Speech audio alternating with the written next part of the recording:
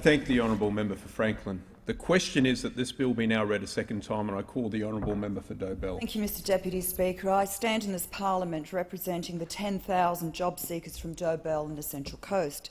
The majority of job seekers are genuine in their attempt to secure employment. They do the right thing. They understand that obtaining employment will lead to a more prosperous future and fulfilled life, a life with choice and opportunity.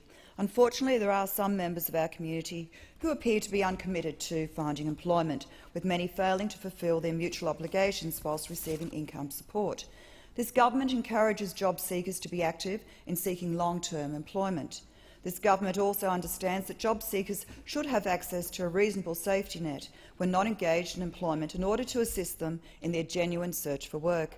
This said, looking for a job should be a full-time job. This government is committed to building a more robust, efficient and effective employment services system which assists more job seekers to obtain and secure employment. We are also committed to protecting the integrity of our income support system to ensure that it's affordable and sustainable in the long term. To achieve these outcomes, we require a strong job seeker framework which ensures compliance and includes appropriate incentives and sanctions for those presently receiving income support. This is necessary if we are to facilitate and encourage widespread change in job seeker behaviour, to promote a more efficient employment services system and to enhance the integrity of our social security system. The Social Security Legislation Amendment, strengthening the Job Seeker Compliance Framework Bill of 2014, strengthens the incentives for job seekers to honour their scheduled appointments with employment service providers and ensures penalties are applied where a job seeker fails to meet their obligation without reasonable excuse.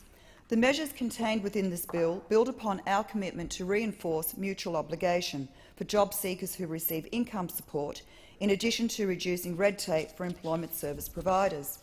As part of their mutual obligation, a job seeker is required to attend monthly scheduled appointments with their employment service provider to discuss their job search progress and available options in regard to obtaining employment.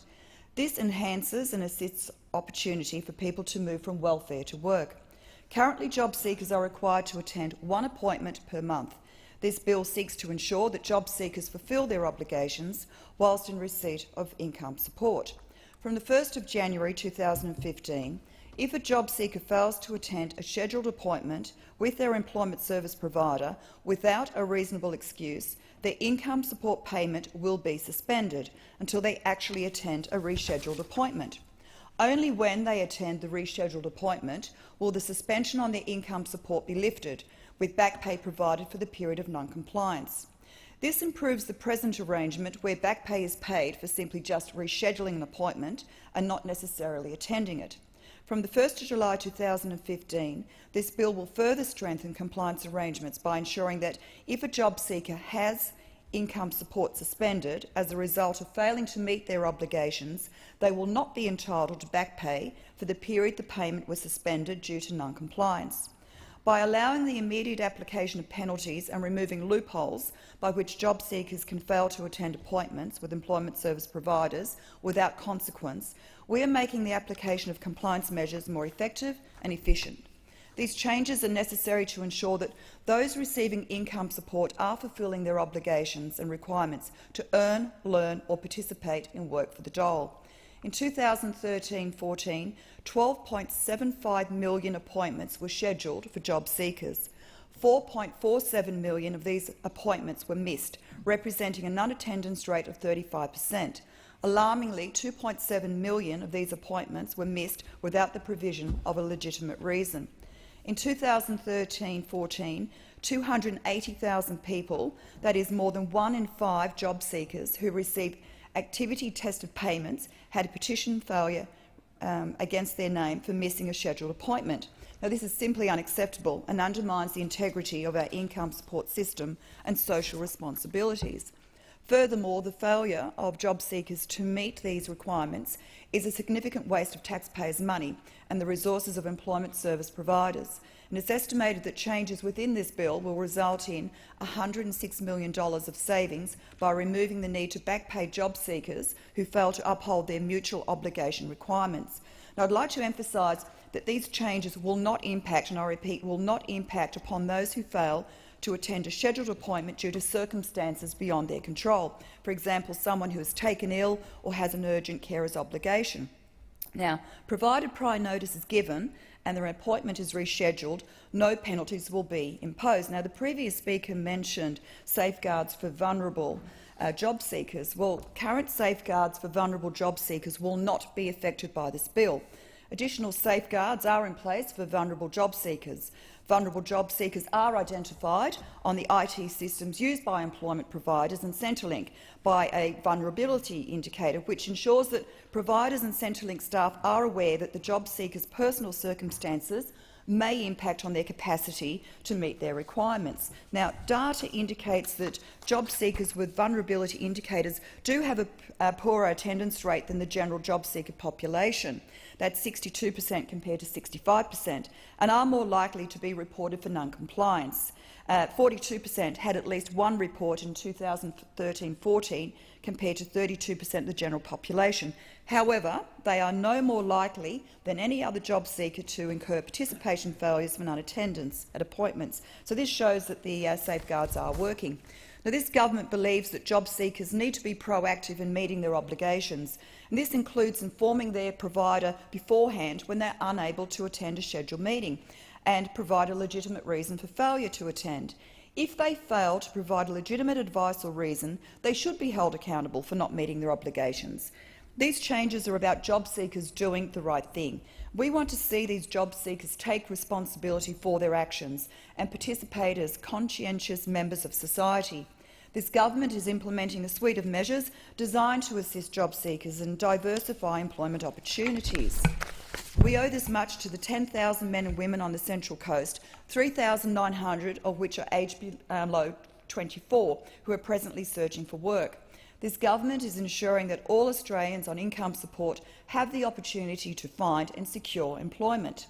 Under this government's reinvigorated Work for the Dole program, job seekers are provided opportunity to develop the skills and experience needed to move from welfare to work and contribute back to their community. Earlier this year, I welcomed the Assistant Minister for Employment, the Honourable Luke Hartzaker MP, to Dobell to officially launch the government's new Work for the Dole program. And since my election as the member for Dobell, I've strongly advocated the need for the reintroduction of an effective Work for the Dole program. Job seekers benefit from Work for the Dole activities by developing on-the-job skills, demonstrating abilities to potential employers, obtaining references from work experience employers, participating in training, staying connected to the workforce, and importantly for some, developing a strong work ethic. Importantly, programs such as Work for the Dole provide the long-term unemployed the opportunity to enhance their confidence and self-esteem, whilst developing skills to enable them to enter into employment. In addition to Work for the Dole, another incentive introduced by this government for long-term young unemployed Australians is the Job Commitment Bonus. This bonus will provide a payment of $2,500 to eligible young Australians aged 18 to 30 who have been on New Start allowance or youth allowance as a job seeker for 12 months or more. If they find and keep a job and remain completely off welfare for a continuous period of 12 months, eligible young people will receive a further payment of $4,000 if they remain in a job and off welfare for a continuous 24-month period. As of March 2014, there were 5,425 recipients of New Start allowance and 1,014 recipients of Youth Allowance Other in the Dobell electorate. The Job Commitment Bonus will provide approximately 2,000 eligible recipients in Dobell with a real incentive to obtain long-term paid employment. And I'm proud to be part of a government that is committed to ensuring positive outcomes for our youth on the Central Coast. Finding a local job can be a challenge. Information released by the Australian Bureau of Statistics indicate that as of August 2014, approximately 148,000 people on the Central Coast are engaged in some form of employment. Currently, we see 26% of our workforce, that is approximately 38,000 people, commute out of the region for employment every working day. While this government continues to build a stronger economy that can support more local jobs, it remains true that not every region has the capacity to host the appropriate amounts of employment opportunities for job seekers. Therefore, when required, job seekers will be supported and encouraged to look beyond their local area to find work. This government has introduced the Relocation Assistance to Take Up a Job program, which provides practical and financial assistance to job seekers who require assistance to relocate in order to take up ongoing and sustainable employment. Eligible job seekers may be entitled to be reimbursed up to $3,000 if relocating to a capital city, $6,000 if relocating to a regional area, and an additional $3,000 if relocating with dependent children. Relocation assistance is flexible and can be used for a range of relocation costs. Relocation assistance may also be paid upfront to job seekers displaying financial hardship. This government is providing practical and feasible solutions to help Australians find work and build better lives. This government also wants to see senior Australians have access to employment opportunities. This bill also introduces amendments so that job seekers who are aged 55 or older that have a full-time mutual obligation requirement will no longer meet this requirement simply by undertaking part-time, voluntary or paid work. The aim of this amendment is to ensure job seekers aged 55 to 59 who are currently engaged with Job Services Australia are encouraged to continue looking for full-time work.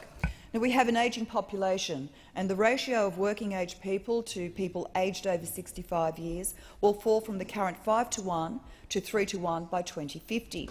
In order for us to increase mature age workforce participation, we need to actively engage with employers and work with them to develop opportunities for mature Australians. This government's Restart program offers a wage subsidy of up to $10,000 for employers willing to hire job seekers aged 50 or older. Under the scheme, eligible employers will receive $3,000 if they hire a full-time mature age job seeker who has been unemployed and on income support for 6 months, and employ that person for at least 6 months. Once this job seeker has been working for the same employer for 12 months, the employer will receive another payment of $3,000. The employer will then receive a further $2,000 once the same job seeker has been with them for 18 months and another $2,000 at 24 months, and this amounts to $10,000 over 2 years. Restart will benefit as many as 32,000 mature-age job seekers every year and assist them in finding ongoing employment.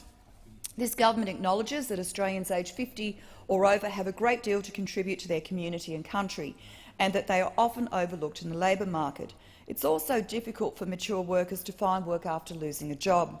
This is despite qualities such as reliability, experience, initiative, skills, stability, insight, leadership and a lifelong work ethic. The Restart program will benefit not only the economy but also mature Australians as they continue to enjoy the benefits of working. Mr Deputy Speaker, this government is committed to assisting and supporting people to obtain long-term employment. And we do this because we are conscious of the benefits of work, not only to an individual but for their families and the broader community. Australians are known worldwide for their generosity. We're always willing and ready to put our hand in our pocket and help those in need. This government strongly believes in a hand up, not a hand out, and we are always there to give a hand up. But what we need to ensure is that we don't fall into the trap of giving unsustainable handouts to receive nothing in return.